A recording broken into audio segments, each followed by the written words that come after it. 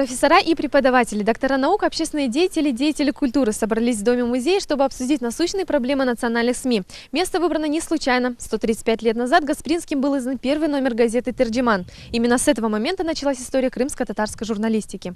Преподаватели кафедры крымско-татарской журналистики Крымского инженерно-педагогического университета и сотрудники музея выступили с докладами. Они рассказали множество интереснейших фактов о жизни и деятельности великого крымско-татарского просветителя Исмаила Гаспринского.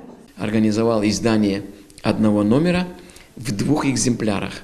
Очень часто это он делал. Для Турции отдельно, там для Синьцзян-Уйгурского района отдельно. То есть те проблемы, которые интересовали их, он для них делал отдельную. Хотя номер газеты оставался тот же. В России оставался этот номер, который для России, а туда отправлялся другой номер. Кроме этого, участники круглого стола говорили о проблемах современной журналистики и о ее развитии, а также делились достижениями своих исследований. По мнению специалистов, Исмаил Гаспринский – пример для подражания не только работников СМИ, но и для всего общества в целом.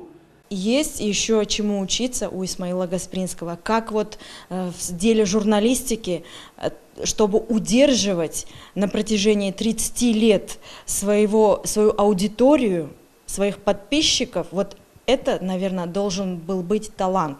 Помимо газеты «Терджиман», которая была известна почти во всем мире и особенно была популярна в России, Исмаилом Гаспринским были изданы первые тюркоязычные журналы для женщин «Алем и Нисван», а также для детей «Алем и Субьян». Кроме этого, Исмаил Гаспринский был автором юмористических журналов и множества книг. Обсуждение проблем – это первый шаг к их решению. Такие круглые столы помогают обозначить те зазоры в национальных СМИ, которые есть на сегодняшний день, и в будущем их устранить. Ферида Якубова, Иван Евдокимов, телеканал «Милет».